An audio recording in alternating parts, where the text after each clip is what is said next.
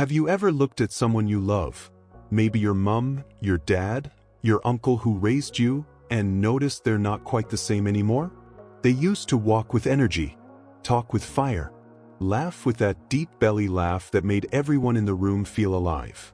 But now, they sit more than they stand. They nap more than they talk. Their eyes look tired, their steps are slower. You tell yourself, well, they're just getting old. But what if I told you that's not the full story? What if I told you that many people just like your loved one, aren't dying because they're getting old? They're dying because of quiet little habits. Habits that start small, seem harmless, but slowly, silently steal their strength, their spirit, and eventually, their life. You see, most people don't die of old age. They die of neglect. Not intentional neglect, no. But the kind of neglect that comes from not knowing what to look for. The body starts whispering long before it starts screaming. But if you don't know the signs, you miss the whispers. It starts with things you brush off. Oh, she's just tired today. Oh, he forgot where he put the keys, again. Must be the age. She hasn't really been eating lately, maybe it's just the weather. But behind those little changes might be the very habits that are setting the clock. And here's the hardest part. Most people won't realize the danger until it's too late. Until there's a fall, a hospital visit, a diagnosis, until someone who once seemed fine suddenly isn't. But not you, because you clicked on this video for a reason. You want to understand. You want to prepare. Maybe it's for someone you love. Maybe it's for you. And I want to tell you, you're not too late. In this video, we're going to break down 5 deadly habits that silently shorten lives after 60. And I don't mean the obvious stuff you hear all the time like, don't smoke or eat healthy. I mean the hidden habits, the sneaky ones, the ones people rarely talk about, but they should. Because if you know what to look for, you can stop them. You can extend life, not just in years, but in joy, in mobility, in clarity. You can change the way someone lives their final chapters, and maybe even rewrite your own. So here's what I want you to do. If you're watching this for someone you love, or to take better care of yourself as the years roll in, drop a comment below that says, I'm watching for my parents. Or, I'm watching for me. Because sometimes just writing it down makes it real. It reminds you that you're part of this journey, not just a bystander. And hey, if you want more of this kind of content where we talk about real stuff without fluff, about aging with strength, purpose, and peace, go ahead and subscribe to Thriving Oldies. Because this is not just about getting older. It's about thriving even in the years most people fear. Now let's get into the 5 silent habits that are robbing people of life before 75 and how you can fight back starting today. Let's start with something that seems harmless, even relaxing. Habit 1. Sitting more than 7 hours a day. Picture this, your uncle, let's say Uncle James. He worked all his life, built a career, raised a family. He earned his rest. Now he's retired, and most of his day is spent in one spot. Maybe in the same armchair, same spot on the couch, same cushion, same rhythm. He watches the news, maybe naps, gets up only to grab something from the kitchen or head to the bathroom. It doesn't seem like a big deal, right? After all, he's just resting. Isn't that what retirement's for? But here's the thing. The human body, even at 60, 70, 80 years old, wasn't designed for stillness. It was designed to move. And when you sit for long stretches, 7 hours or more a day, something dangerous starts happening inside. Your blood flow slows. Your muscles start to waste away, especially in your legs. Your metabolism slows down to a crawl. Your heart starts to work harder, and yet less efficiently.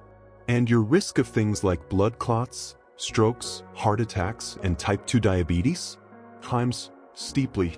Even if you take a walk once a day, the damage from sitting too long accumulates quietly. That walk might not be enough to undo the hours of inactivity. And I get it, movement isn't as easy as it used to be. joints ache. Energy dips. Sometimes you just don't feel like it. But here's the truth, sitting for long periods is the new smoking. It may feel like rest, but over time, it's anything but restful. It's silent and deadly. Now, I'm not saying you need to sign up for the gym or start jogging marathons. That's not the goal here. What matters is interruption. You've got to interrupt the stillness. Every 30 minutes, just stand up. Walk around the house. March in place for a minute. Put on your favorite oldies music and sway a little. During a phone call, walk while you don't. Waiting for the kettle to boil? Do a few leg lifts while holding onto the counter. Tiny movements. Simple actions. That's the medicine. Because even 5 minutes of movement every half hour adds up. It wakes up your circulation. It tells your muscles, hey, we're still in this. You don't have to do it perfectly. You just have to do something. Because when you sit too long, you're not just resting. You're slowly shutting things down, bit by bit. But here's the good news. The body responds quickly. Start moving and within days, you'll feel the difference. Clearer thoughts, better digestion, less stiffness, even better sleep. Now, let's move from what your body does to what you feed it. Because inactivity is only half the story. The other half? It's what you put on your plate or what you don't. And that brings us to habit 2. Something that seems small but is quietly weakening millions of aging bodies every single day. Let me paint a picture that might sound familiar. Your mother used to love cooking. Sunday afternoons were her masterpiece. Rice, stew, a little something sweet on the side. But now, she says she's not hungry. She picks at her food. Maybe just a slice of bread, some tea, and that's it for the day. You look at her and notice, her arms look thinner. Her legs, once strong enough to carry shopping bags, now tremble on the stairs. She's tired more often. She moves slowly. Her clothes hang looser around her frame. And you wonder, is this just old age?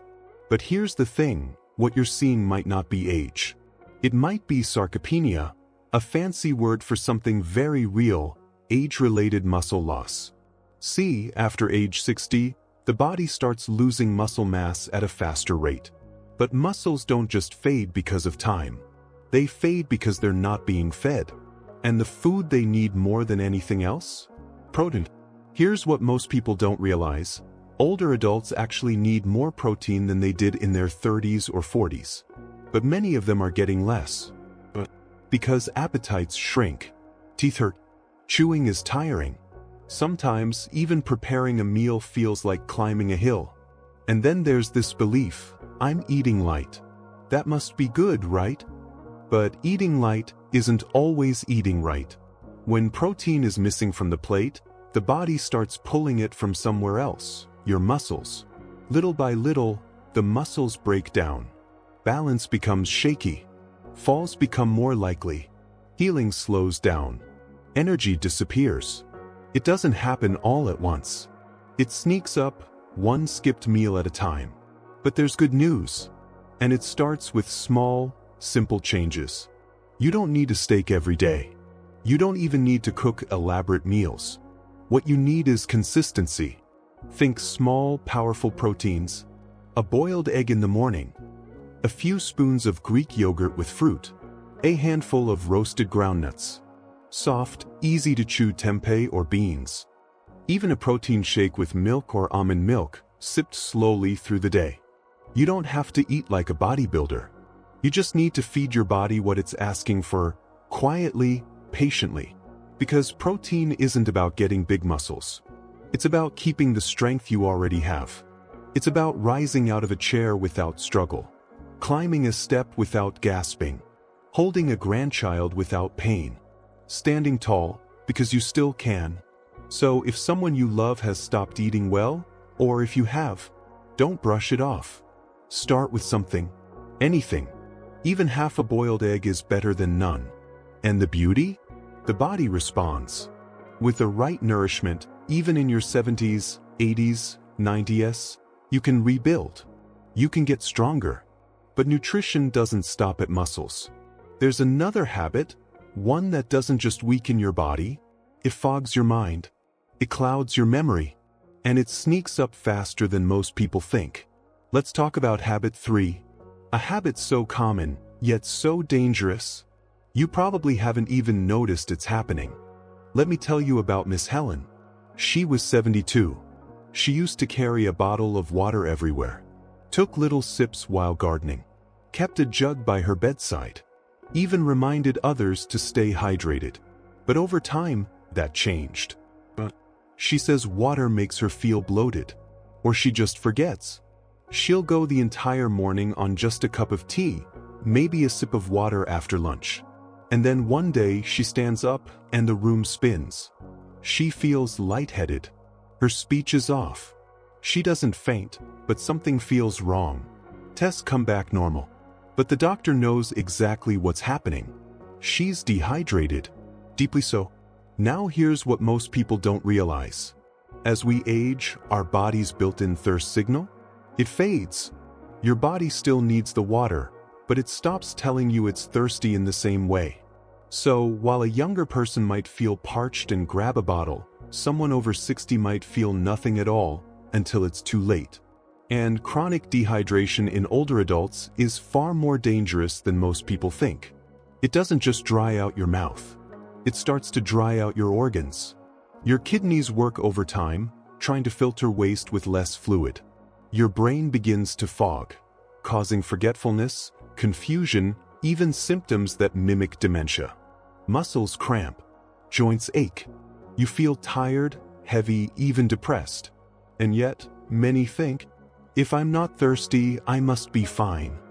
But by the time thirst kicks in, you're already behind. In the elderly, waiting for thirst is like waiting for smoke before checking the fire. So how do we fix this? We start small. Encourage tiny sips throughout the day. Not just during meals. Not just when the weather is hot. But consistently. Place a glass of water beside the bed. Put a small bottle on the table during a TV show. Flavor the water naturally, with slices of orange, cucumber, lemon, or mint, to make it more inviting. Offer warm, decaffeinated teas. Add water-rich foods, like cucumbers, oranges, watermelon, or even light soups. Make hydration a rhythm, not a reaction. And here's something else. Sometimes it's not that they can't drink water. It's that no one's reminding them to. No one's handing them the glass. So if you're caring for someone or even checking in now and then, make hydration part of the routine. A simple, "Have you had some water today?" It matters. Because dehydration isn't just a summertime problem. It's an everyday threat, especially for aging bodies.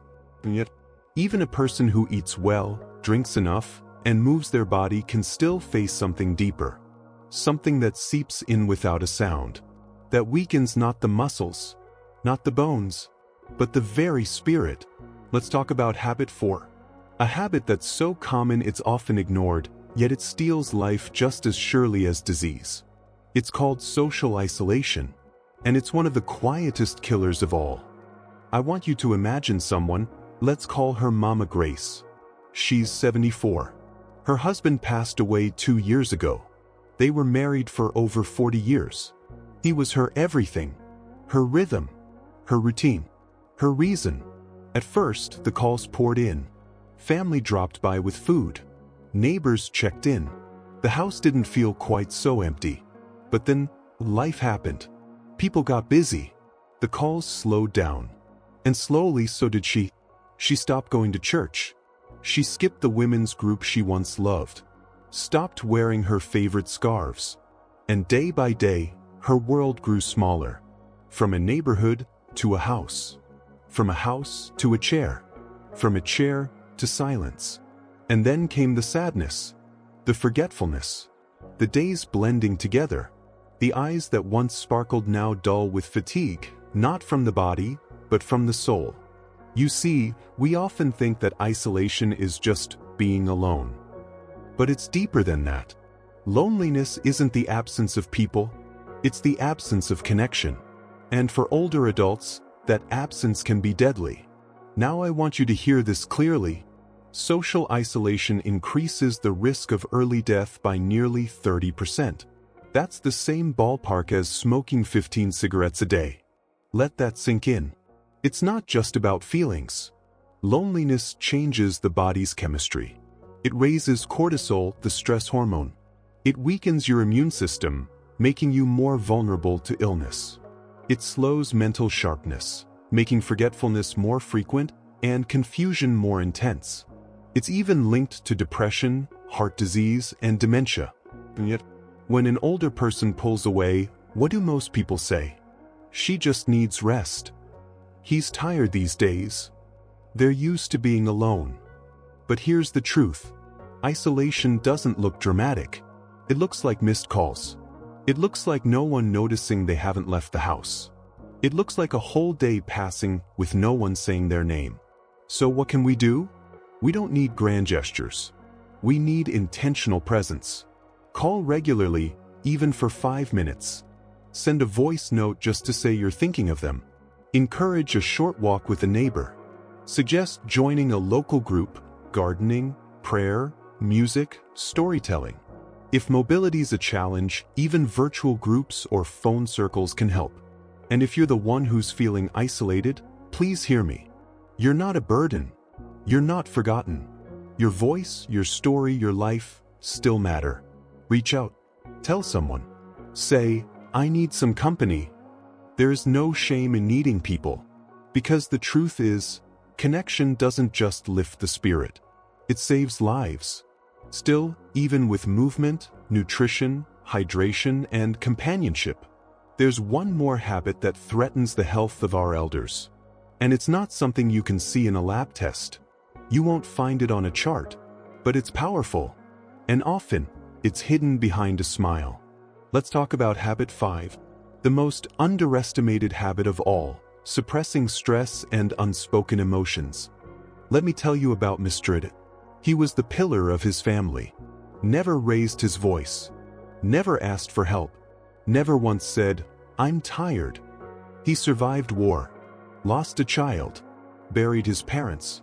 Worked 3 jobs to send his kids to school. And through it all, he smiled. Quiet. Unshaken. He was the strong one. But inside, he carried a mountain of weight. Grief he never spoke about. Regrets he never named. Fears about getting old, being forgotten, being a burden, all buried deep. Until one day his blood pressure spiked. His heart began to fail. His once sharp memory dimmed. And when the doctor asked about his stress levels, he chuckled and said, I'm too old to be stressed. But here's the truth many don't want to hear. Stress doesn't stop when you retire. It doesn't fade when your hair turns gray. And it doesn't disappear just because you keep it quiet. In fact, the stress you don't speak becomes the pain your body carries. Studies show that chronic stress raises cortisol, the hormone your body produces when it feels under threat. Now, a little cortisol is okay. It helps you react in emergencies. But when it's always there, it starts to wear your body down. It weakens your heart. It lowers your immunity. It slows your digestion. It even inflames your joints and clouds your memory. And here's what's even more alarming. Unspoken emotions, grief, guilt, anger, fear, they don't vanish. They fester. They show up as tightness in the chest, as sleepless nights, as ulcers, as headaches, even as chronic pain doctors can't fully explain. But society doesn't make it easy, does it? Especially for older folks. Especially men. They're told to be strong. To move on. To pray it away. And worst of all, they're told, you're old, what do you have to stress about? But let's be clear. Aging doesn't erase trauma. It amplifies it. Because now, there's more time to sit with memories. More silence to hear the echo of what was lost. And fewer people asking, how are you really? So what can we do? It starts with something soft. A gentle question. A quiet space. A moment where someone feels safe enough to say, I miss him. Or, I'm scared I'll forget who I am. If you're caring for someone, create room for those moments. You don't need to fix anything. Just listen. Just be there. Encourage simple tools. Journaling for those who like to write. Spiritual reflection for those who draw comfort from faith. Support groups for those open to community. And yes, counseling or therapy is not just for the young. It's for the human. And if you are the one carrying the silence, hear me clearly. You're allowed to feel. You're allowed to cry. To grieve. To hope again. Letting go of the weight you've carried for years? It's not weakness. It's wisdom. Because emotions that stay hidden become storms inside the body. But emotions that are named, honored, and released, they heal you. And now, you've heard the five quiet, dangerous habits that too many ignore. Sitting for too long. Skipping protein. Forgetting to hydrate. Living in isolation. And carrying silent pain. So what does all this mean when you start to notice these signs in someone you love? Or even in yourself? Let's talk about that. Because recognizing the signs is only the beginning. What you do next, that's where the power is.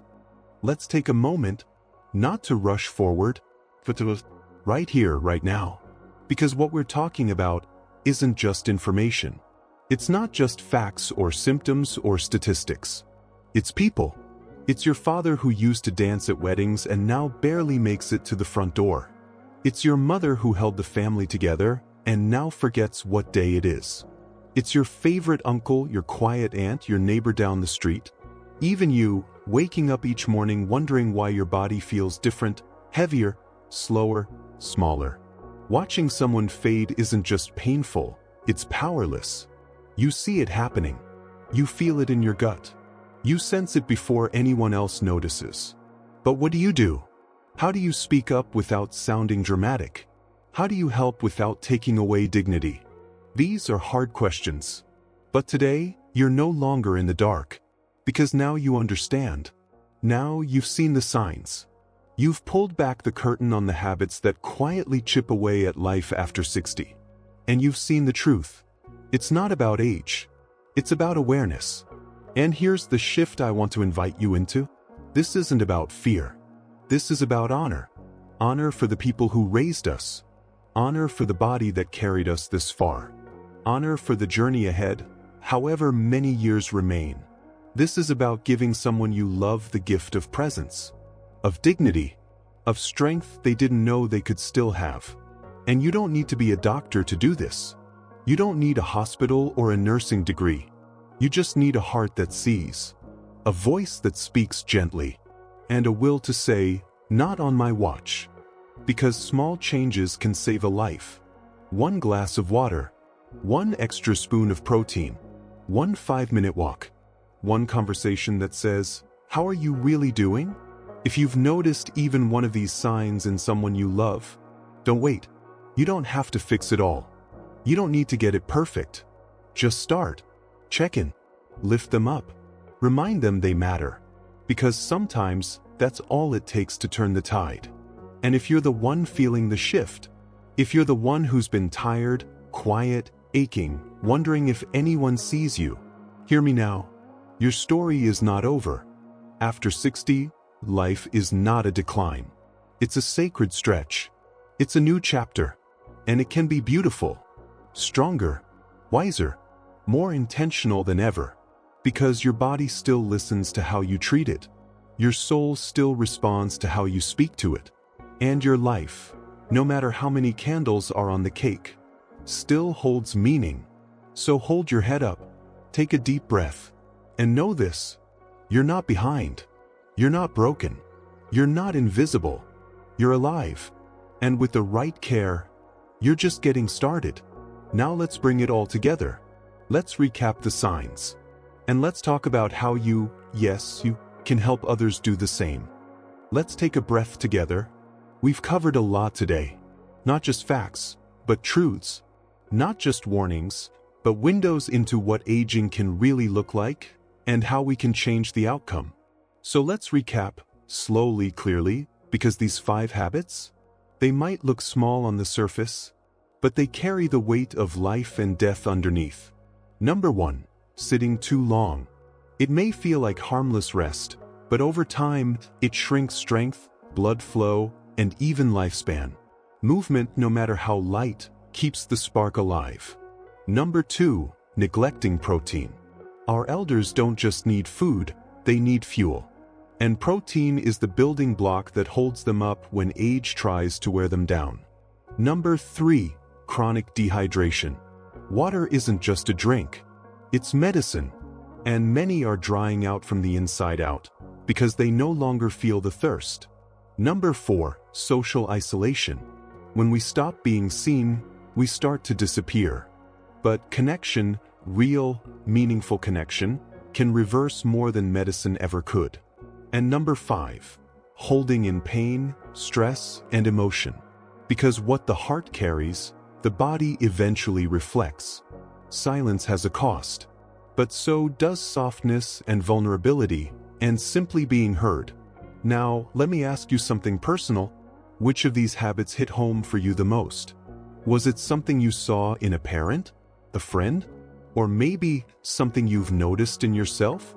Drop it in the comments below. Let's talk about it. Let's start a real conversation. Because this community, Thriving Oldies, is not about pretending. It's about healing. It's about living better, loving deeper, and aging like we were meant to, with dignity, awareness, and care.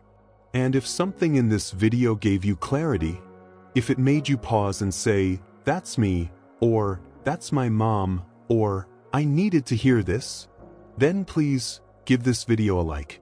It helps more than you know. And consider subscribing to Thriving Oldies. This isn't just a channel, it's a movement. Every week, we bring you thoughtful, gentle, practical insight into what it really means to grow older and thrive while doing it. Because aging doesn't have to feel like disappearing. It can be a becoming. So thank you. Thank you for staying with me, for listening, for caring, for showing up, not just for others, but for yourself. Stay aware, stay kind, stay hopeful, and above all, stay thriving. I'll see you in the next one.